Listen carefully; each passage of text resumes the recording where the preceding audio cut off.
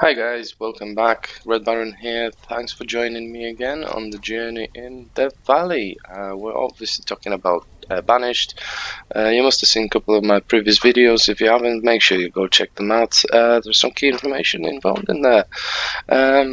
So without further ado, let's jump right in and see where we are today. So we've been working on developing our little market area. Our forestry is not doing too bad. We've stocked up on wood quite well.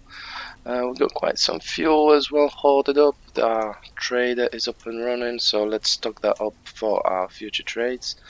And whilst we do that, let's also resume the simulation. So let's go. We're gonna go full 10 times for most of this video because I want to get cracking with expansion. So like I said, first things first, let's load up the trader. Got 1200 logs in there. We got a crap ton of wood, so we can spare that. Let's just keep this window open for now. The other thing what I want to be doing sooner than later, we got school. Let's assign a teacher. Get those kids learning. Now, educated workers, you don't need to start right off the bat with them, but with time, educated workers, they will produce much more, so efficiency will go up, and that's what we want. For the bigger the city, the bigger efficiency we want from the folk. So yeah, definitely we'll need that. Before we can start moving our stocks into the trader, we need somebody to actually freaking do it. So let's assign the trader. One is enough for now. Later on, when we've got a bit more turnover within the trading department, trading post, yeah, we're gonna have to put somebody else in there to help the poor soul out. But for now, that will do. Okay, so how's our smithy doing? They're working full blast. How's our stocks? Wow, 250 tools. Right, we can start moving some of these as well for our trades. Let's put it to 220. That's why I've set up the limit to 350, so that whenever we complete the trade and then restock the trading post, we're still gonna have about 100 left over of iron tools, hence two smithies buildings to keep up with the demand and the use. And that's another thing I was saying in the previous video. We will not be getting a lot of leather, so this, you will see the sign of a tailor's building quite frequently until we get some wool to keep him going with his work. Hospital, yeah, let's assign the physician. I've seen quite some sick people running about. Let's just hope it's not coronavirus, because that would be quite devastating for our village. Okay, we don't need any coal for time being. We ain't gonna need it for a long time. Stocks of stone are getting a bit low, so maybe it's a bit messy in here. Let's just tidy up these screens. Something like that. Yep. Okay. Yeah. Let's schedule that city hall for building. I want to get rid of most of these. Once we got that completed, we don't need any people working in there, strangely. But we don't need no workforce, so we can just complete it as soon as possible. That will allow us to clear out some of these menus, in fact quite a bit of them, and then we'll have it all contained in one handy menu, some tabs in, so you'll get to see that in a minute. Hopefully if we get some stone in. We need some stone, guys, come on. Right, so we've got some stone down here, down south of our village. Let's clear all that. Yep. Do a bit more iron. Yeah. So there we go. We got one student. This school has got capacity of 20 students maximum, so it is sufficient for now. Once we get to a bit higher birth rate, we might have to build another school. Let's just enable all these buildings to build. There we go. We hit the limit for the smithy. But that will change in a minute. As soon as the traders, let's remove a couple of builders. Get those traders in. In fact, two will do. And there we go. Oh, here's the merchant coming. There's the merchant. And now it will pop up in the event log window. Yep, there we go. I'll just pause the game for a minute. So you can either quickly jump to the trading post by pressing the play button, or just manually find the trading post. I'll keep this window open so we can perform all the trades whilst you're scrolling through your village, monitoring your village. So you can do it from anywhere when you keep the window for the trade open. That's what I do. Let's set the amount of firewood as well for 1000. Now let's see what we got. And we got sheep, ladies and gentlemen. We did get sheep. How lucky is that? So we get sheep early on.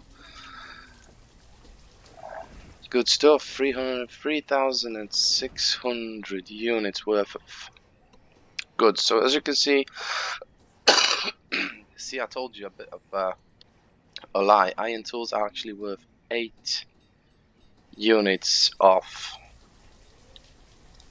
trade value. So that's quite good. So what we're gonna need is, we need to keep this merchant to stick around for a while whilst our stocks are getting replenished. Let's remove one of the vendors, add it to the trader. In fact, let's add all of them to the trader, just to get that stock built up quite quickly. And I want that. I really want that sheep. We need that sheep as soon as possible. We ain't got much logs going on there, so we need that forester back in action to remove that trader.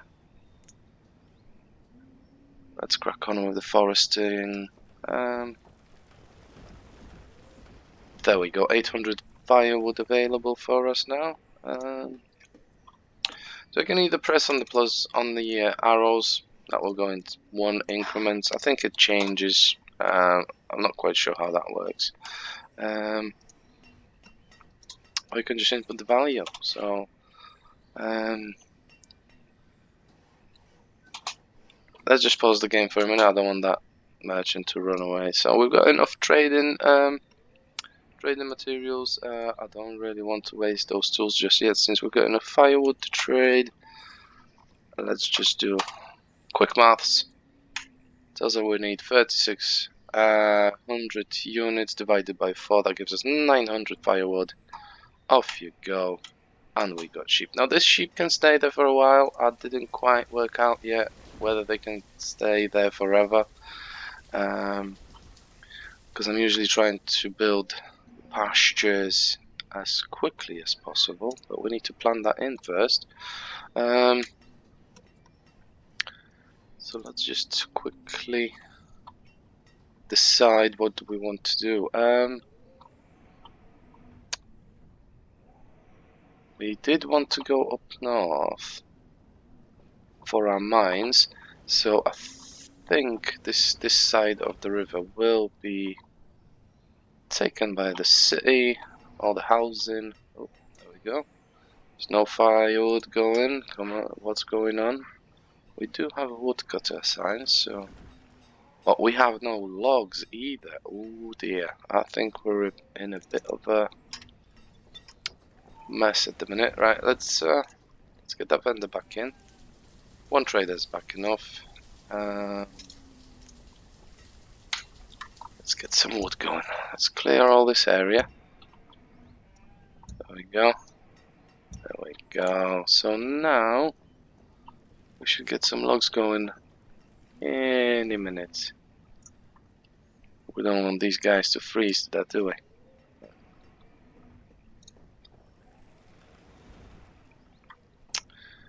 Okay. I'm actually quite pleased that we did manage to get the sheep in first as our first trade. Since the trader has got nothing else to offer, let's just dismiss him. I'm not sure if it speeds up the next visit. But I don't need the guy sticking around for any longer. Oh, there we go. Let's pause it for a second. Let's pause the game for a second. Now, we got our town hall. So you can move the window a bit out of the way. That will automatically get it, keep it on.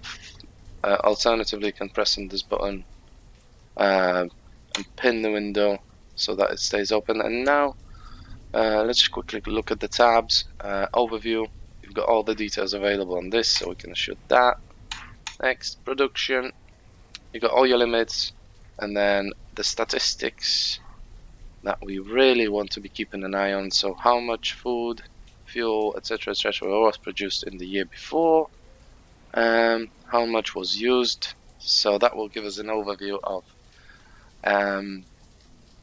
our production efficiency, and it will highlight the key areas that we need to tackle. So that's a really handy tab, and at the same time we can get rid of this little menu. Oh, but going back to this, you got all your professions. You can assign your folk within this window as well, so we can get rid of this. So let's just tidy it up now. Let's keep them up on here, just in case we get lost. Now, further moving on, inventory breaks down all the items that you've got in your inventory across the town, a village, in your storage. You can change it to trading post. How the homes are stocked up, what do they have. So this is quite handy as well if you plan any trades and etc. You can just have a quick glance and see what you've got excess of, and then you can stock up your trading post accordingly. Got some graphs. I didn't pay too much attention to them, but you can go into greater detail what's going on within 1 year period, within 100-year period, etc. And another type of message like merchant arrival is going to be nomads arrival. It will pop up on here, and this is the screen where you accept the nomads. That's another reason why we keep in the boarding house, even though it's not used at the minute. When the nomads turn up, this is going to be their first place to settle in, and they will get their inventory restocked up, so we don't have to worry about that. Trade items. This just lists the items from livestock, vegetable seeds, trees, etc., etc. It just shows you what you've got unlocked so far, just for information. I like to keep it on this screen majority of the time,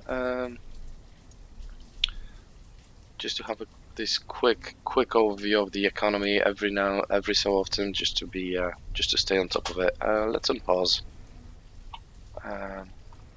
Just a short break that was. Don't need to dwindle on that too much. There we go. So that's another winter. Year 9 is nearly coming to a close. We are doing good. There were no deaths so far, but we need to start prepping for that as well. So, how's our production going? So you see, this year we produced 3,100 units of food so far. 2,300 were used, and so we got quite a bit of surplus. So we don't have to worry about that just yet. Excuse me. What we do have to start worrying about slowly but surely is the fuel. How's our trading post going? Just need to move this out of the way a little bit, like that.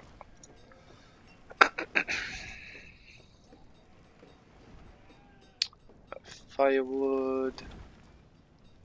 Got 300 in there.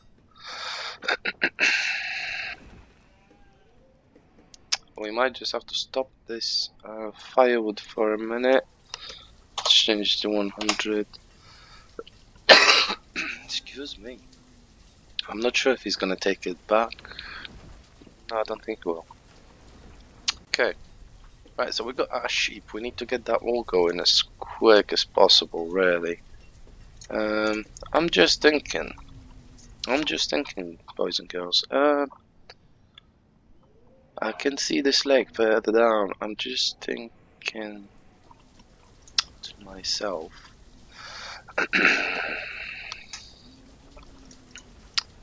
How's the population going? There we go. So then there were some births,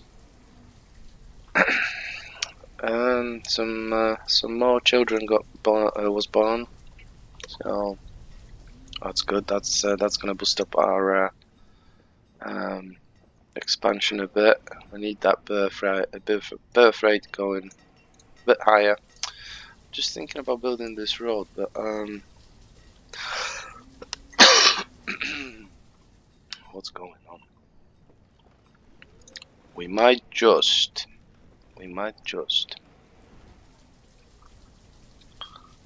start planning for our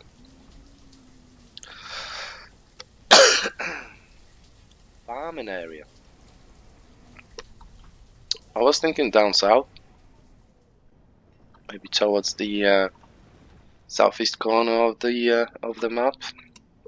I know we've got these huge mountains, but as you know, we've got unlimited resources in mines and quarries, so we ain't gonna need many mines. I think northern part of the map will do. Yeah, let's head down south for our farming slash herdsman. Oh no, in fact, let's make it look. Tell you what, let's make it look a bit more interesting. Let's yeah, this. Yeah, let's do it that way. Let's head west. Put a little bridge.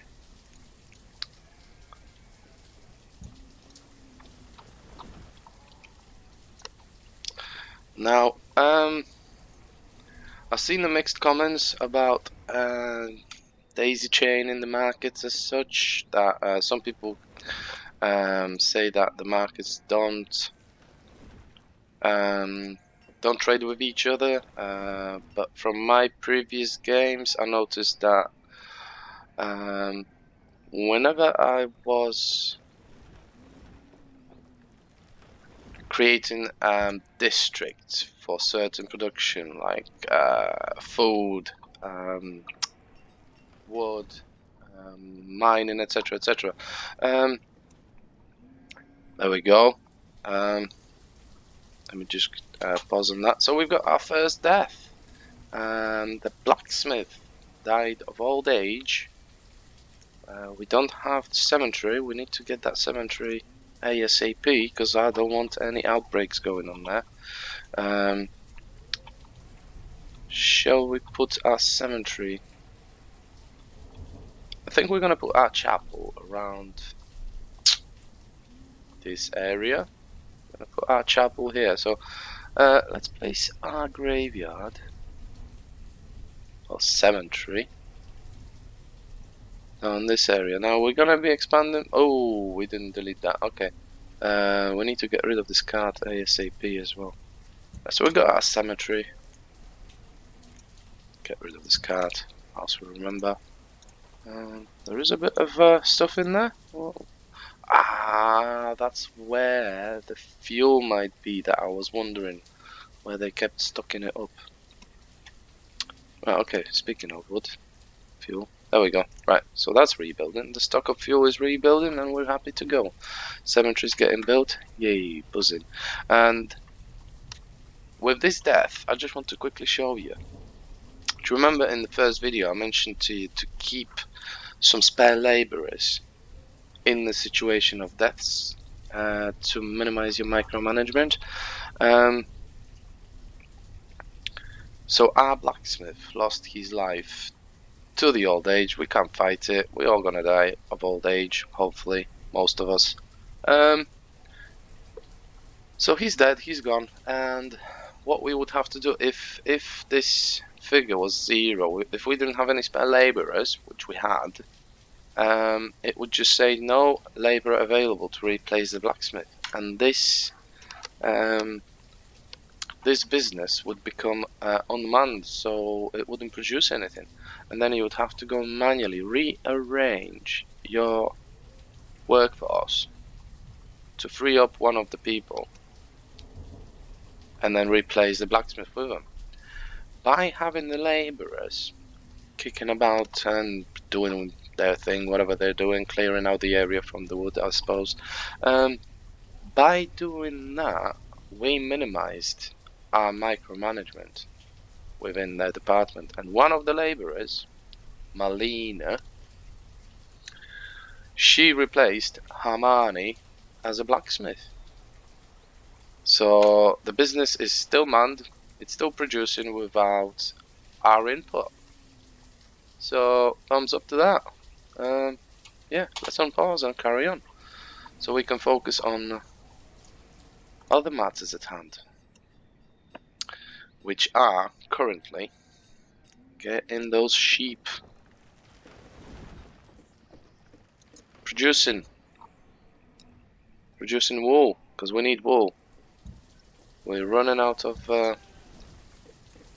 clothing. In fact, I think we don't have any clothes. Oh, we do have 52 units of clothes, so that's not too bad. Yeah, that's not too bad at all. Good. Okay. Still, we got the sheep. I don't know how, like I said, I don't know how long they can stay in there. They will definitely not breed within this little confined area. So yeah, so going back to the markets, like I said, they do seem to move the goods between themselves, because like I said earlier on, whenever I was dividing the villages into districts, I could be, for example, producing something here like cherries, and then have a market all the way there, and those cherries, by some magical way, would get from this market to this market, and we're looking at a lot of way to go. And as you know, in this game, or as you might know, vendors prefer the nearest available resource, according to the developer. So I don't see why the market from here would be taking their time to go all the way there to pick up some cherries, unless you had a chain of markets slightly overlapping, like I just did here, and then the vendors working within these markets, they were just exchanging goods. So I think we're gonna have a look at that whilst we're building up our village. We can test it together. Okay, so we've got another student. We're getting quite a bit of students here. Right, there we go. 3 students, 4 children. All these homes are going. There we go. Can have a look who lives there. And these guys should start family soon, so I just don't want any single people. There's some elderly people. I don't think they will have a lot of children. We might just have to kick them out. But we'll see. Okay, so that's our market. Since we do have a bit of stock of clothes, we are not desperate to build up that area just yet. Let's put a couple more houses. Just they're not gonna be happy living next to this graveyard, but Beggars can't be choosers, can they? And the one last town service that we want to be placing, since we got the graveyard, is the chapel. People need to pray somewhere. There we go, let's put it here. It's got 200 people capacity, so that the single chapel should last us for quite some time. In fact, I think by the time we built up all this area with houses, because that's our goal, to build up all this area of town services and housing within the radius of the market. That's our goal for now. So let's just get on with that. Yeah, I think we should be okay. If we need to, we'll just put another chapel on. Not a problem. We got time. We got a bit of time. Okay. So that's our first bridge built up. Look at this beauty. Look at this beauty. Now we can cross the river. And we can get on with that market. Let's build up this road right to the bridge. Right to the bridge. Where's the market? There we go. There's market. Build up a bit more road. Oh, look at this. That was unplanned at all, and it's perfectly aligned. Not that I care really, but right, since all our stone, there's a bit of stone left here. How did I miss that? There we go. Clear that out, guys. Let's clear all this stone from this area, imminent area. Right. So that's our market. So what we're gonna do in this area, I'm thinking another housing area within here. What we might want to do is build a barn right on the edge like before. Let's align it a little bit. It doesn't have to be perfect. There we go. Yeah, good. That will do. So that's our barn. Oh, imagine that. All these fields. All the fields around the lake. A few pastures. Yeah, that will look good. Let's just build a couple of houses. I'll tell you what, in fact, we might just do it that way. Let's do it that way. Remove those. Just move it one tile further. There we go. 3 houses. That will do. A bit more road. There we go. The road starts turning. We might just remove it later on and just realign it. Or not. Okay, so now we've got ourselves the barn. Let's build the road like that. A bit further down here. Now, pasture. There we go. Another tradesman. Let's see what he's got to offer. Wool coat. We can have a look at this tab as well quickly whilst we're at it. So this said trader, he brought us some wool coats. What we can do is place an order for one of these items that he might be able to bring in the future, if you needed any of it. Not that we will. And then you are able to choose whether to bring it just once or on every visit. So then, if you're playing, let's say, vanilla version, you can, in theory, you can skip or not just, maybe not neglect, but not focus entirely on producing certain goods if you're thinking about expanding into something else, and then you can get those goods. You can get those goods wheeled in or rolled in, shall I say, by the trader on a regular basis. And then you can crack on with whatever you decided to crack on with. But we're not gonna do that. We're not gonna bother. We're just gonna expand on everything. So let's just dismiss this guy. I'll be looking at. I really want to next trader that will bring me cattle.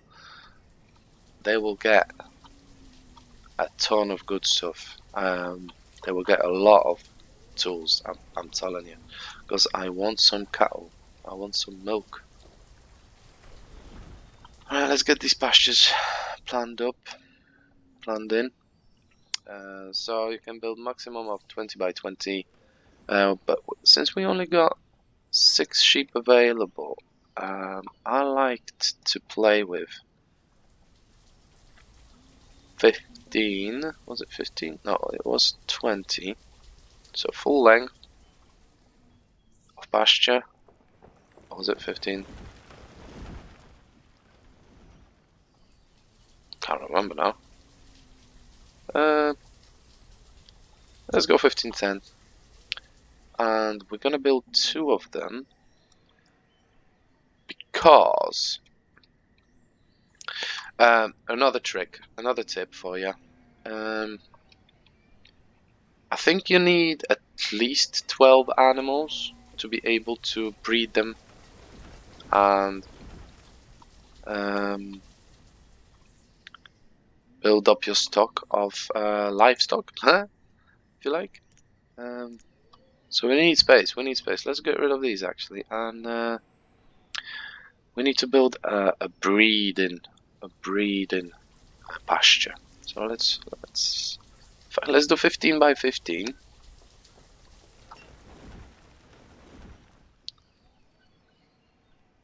Yeah, 15 by 15.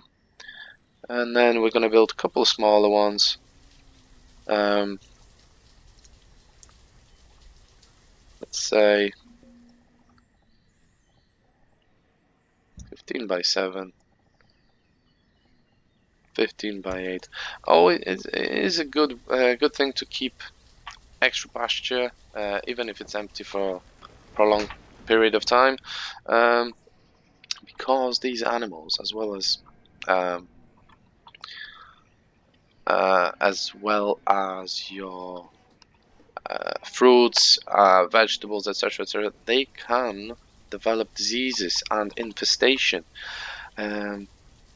Now with fruits and vegetables, you're pretty much screwed. You're just gonna lose your entire crop. But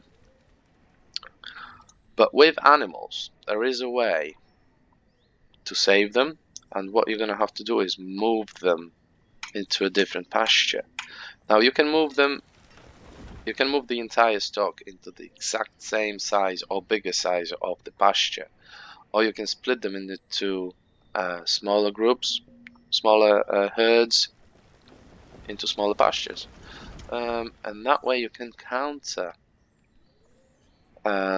said infestations and save the animals. So it's always good to keep a spare one, just in case, just to rotate your stock, keep it safe. Okay. So there we go. We've got our chapel going. Let's assign the chap to become a cleric. There we go. Now that is fully operational. So we've got 32 citizens, including children, students, and they are all members of the said chapel. Let's fill up this area maybe with some housing.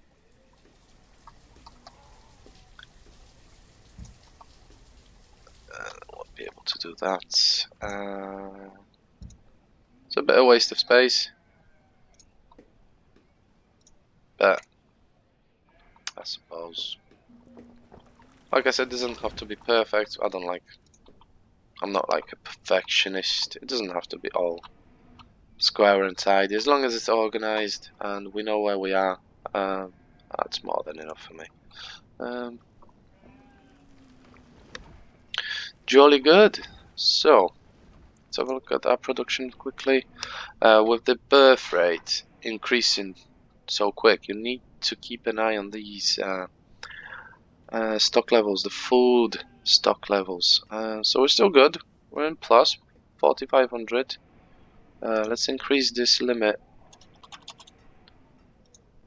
I like to just go full blast to 200,000. Yeah.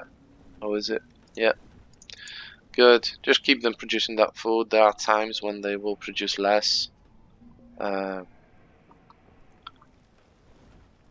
I don't want to be falling behind on that. So the more the better. Food, firewood, the more the better. Let's go back to 1200 on the firewood. Keep that coming. Fuel, yeah. Fuel keeps coming. Right, so we got ourselves another merchant. What has he got for us today? And we got cattle, ladies and gentlemen. We got cattle. So that's, as you can see, we can order some chickens as well. We will do that on every visit. Purely because if I won't have any trading goods, any goods for trade, at his next visit, we will just tell him to come back another time. Since we've got the cattle, we will obviously take it all. And now we might just build up a couple more pastures, maybe around this area. Very like agricultural village part of.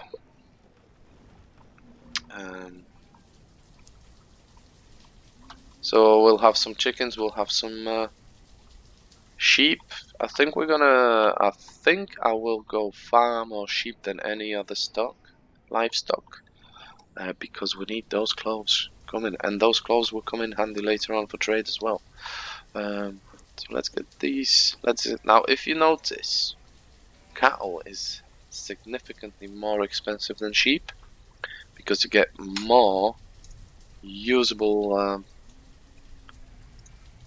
stuff from the cow. So what we're gonna do is exchange. How are we doing for fuel? We got zip fuel. We're into late spring. We got time to replenish. So let's use majority of the firewood in stock and finish it off with 400 units of log. Now you see you can have more stuff in here, but I noticed that majority of the merchants will take, in fact all the merchants will take these free resources, and they will just ignore everything else. It will be just grayed out. I'm not sure how it would play out if you didn't have any of these. They might probably have no choice but to trade for the others, but since we focused our early production on those great resources, we'll just trade for those. So he can be on his way. Don't need them anymore. Bring us some chickens next time. Now, nomads. Hello, nomads. It is something to be careful about. There's 6 nomads. Yeah, coming in. So let's have a look what we got. We got 6 laborers, 7 laborers now. Let's assign some more builders. Crack on with the this area of the village. There are always some kids, so you have to be vigilant about accepting nomads. Make sure that your economy can keep up with the demand for food. What I'm thinking, what we're thinking, we are thinking about getting. Let's see, how many fishermen have we got? We only got 1 fisherman, and he's been keeping up with all this. One of the laborers died. See, we don't need to replace laborers because they don't do any specialist jobs, so we don't have to worry about it. 1 fisherman was giving us 400 fish. So if we increase the amount of workforce, that should help. Let's assign a couple more people. So fishermen. In fact, let's fill it right up. Okay, happy days. Right, I'm thinking temporarily. Oh, another one died. It's just me. Just keep dropping like flies. What's going on? I'm just thinking. Let's increase. We only have one spare labourer. I'm fully aware of that. But I need some logs going. Oh, herbalist. We don't need a herbalist at the time for time being, so let's get rid of him. This is a bit of micromanagement that you can't avoid. Well, you could have. There we go. So no labourer available to replace Morrison. So what we're gonna do, like I said, now you're gonna have to do it manually. Is something that you want to avoid whenever possible. The fisherman. We got 3. Yeah, we'll give it 3. I need a bit more wood going, so let's get that forester assigned. There we go. So we got 3 now. Right, let's build up those logs. Because as well, we don't have any firewood stocked up, do we? Oh, we got a bit. Right, okay. What are we doing on here? How decent? Not too bad. Ah, and the hunter died as well. Okay. So, you see the graveyard is slowly filling up. We got another 38 spaces. So we could technically bury the whole village at the same time. These tombstones, they do disappear after 25 years. To make space for more citizens to be buried, so there is a bit of a corpse rotation. Oh, there we go, another one dropped dead. The builder. Okay, the builder's not too bad. Can survive. Yeah, there is a bit of corpse rotation, so they will disappear in time, make space for more. But you can always build a bigger one if you need to. Somewhere outside town. Okay, so we're not bad. If the let's just clear all this area. Yeah. There we go. If there are any spare labourers to do something, or people have nothing else to do, they can always jump in, join in, help out. Smithies. I think we can get away with sending smithies to do some work. Although, like I said, they will take over the labourers' duties, so whilst they are filled up. So we'll let them crack on with that. Okay, guys, we are nearing the end of the video. So just to round it up, we have all the town services available within the game now implemented in our village. And then all you have to do is just keep an eye on the capacity. And when you reach the capacity, you just have to add another building. So yeah. We're not too bad. We're going to expand a bit further east in the next video, west, sorry, and then we'll start looking at going up north because we're going to need that iron going. So let's just pause that. I don't want the game to go too far ahead. But yeah, just a pro tip: get that town hall down as soon as possible. That will save you a lot of space on the screen, and it will give you an extra couple of options like the nomads that will boost up your workforce quite well, providing that your production can keep up. I really like this screen. It is something that I was missing in vanilla throughout most of my games due to having to wait for the town hall. So yeah, this is great. Yeah, we're in a very good place. So thanks for joining me today. I hope you enjoyed the video. If you did, smash that like button, subscribe, watch out for the next for more content. If you didn't like it, please leave me a comment. Tell me what you would improve, what you want me to change, and yeah, I'll be seeing you next time in the episode 4, and we'll see where we get then. So yeah, have a good one. Peace.